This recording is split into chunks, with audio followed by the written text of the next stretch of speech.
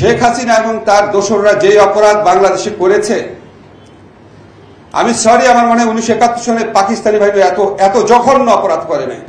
Sorry, অনেক বড় বড় লয়ার আছে, আমার এই আস্থা নাই তাদের প্রতি।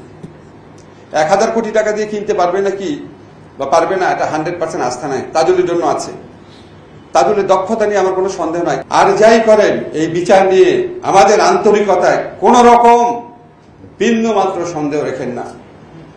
আল্লাহর কাছে জবাব দেব এই বিচার নিয়ে। মানুষ তো অনেক তুচ্ছ ব্যাপার, আল্লাহর কাছে জবাব দেওয়ার জন্য প্রস্তুত আছি। তাজুল যেমন বলেছে না, আল্লাহর কাছে বড় গলায় স্ট্যান্ড করতে পারবে, যেখানে আমার কোনো গাফলতি নাই, আমারও নাই, আমাদের মন্ত্রণালয়েরও নাই। তাজুলকে বলা আছে, আমার মন্ত্রণালয়ে বলা আছে, আমি যদি নাও থাকি তাজুল যা চাবে দিবা, যা চাবে দিবা। তাজুল সাক্ষী আছে। নিজের মন্ত্রণালয় পারি না, অন্য মন্ত্রণালয়ে ফোন করে করে গাড়ি নিয়ে নিয়েছি। আমার মন্ত্রণালয় তো গাড়ি নাই, যা করার করেছি। এগুলো শুধু বলতে চাই না। একটা বিল্ডিং যখন পুরনো আদালত রেনোভেট করা হবে, আমাদের পূর্ত মন্ত্রণালয় ইঞ্জিনিয়ার বললেন যে এটা 3 মাস লাগবে। আমি ফোন করে যে কি স্ক্রিমিং করেছি, কি রাগারাগি করেছি, সেই 3 মাসকে আমরা 1 মাসে নামিয়ে এনেছি। আমরা দুইজন, আমি আদিল ভাই, আমরা রেগুলার পরিদর্শনে যেতাম। আমি জানি না এরপর আর কি করার আছে, আমরা জানি না।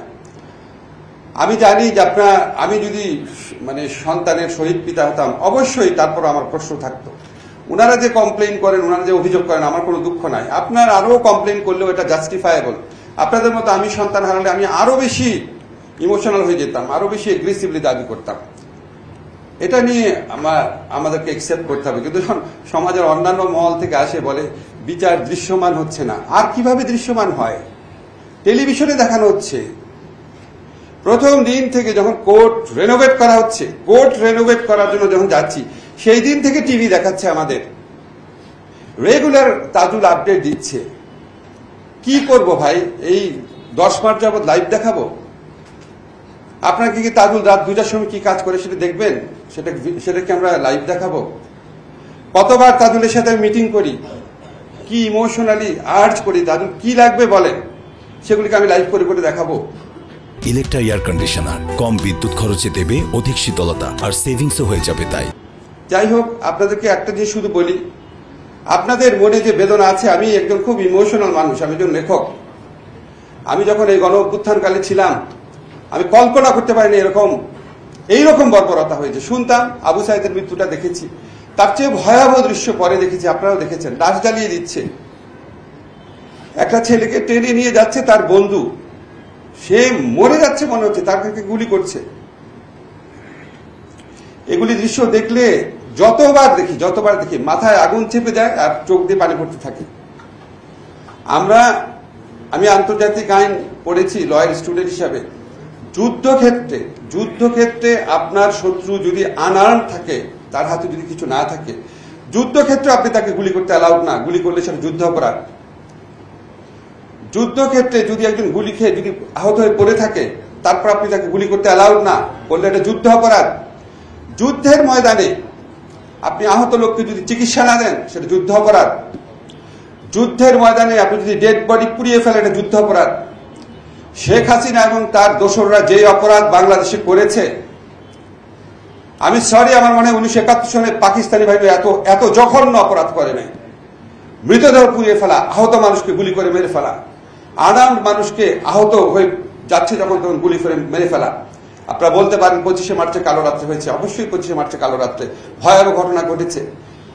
কিন্তু একদম ওটা তো অন্য দেশের বাহিনী, আমরা তো স্বাধীনতা ঘোষণা করেছি, তারপর আপনি যদি পার্সপেক্টিভ দেখেন, পার্সপেক্টিভ ওয়াইজ ডিফারেন্ট। আমার 71 সনে ডেড বডি পুড়িয়ে ফেলেছে এরকম কোনো ফুটেজ আমি দেখি নাই।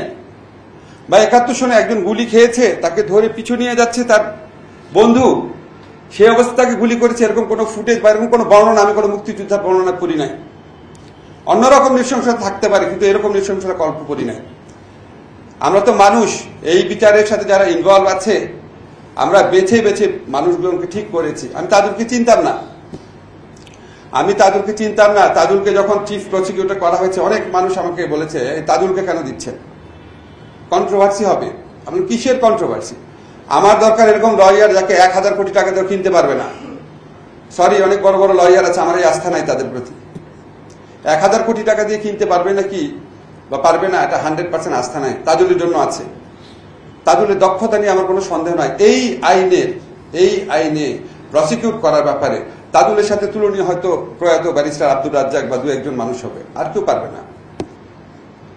আপনারা আমাদের উপর বিশ্বাস রেখেন, আমরা আমাদের দায়িত্বে বিন্দু মাত্র অবহেলা করি না, বিন্দু মাত্র না।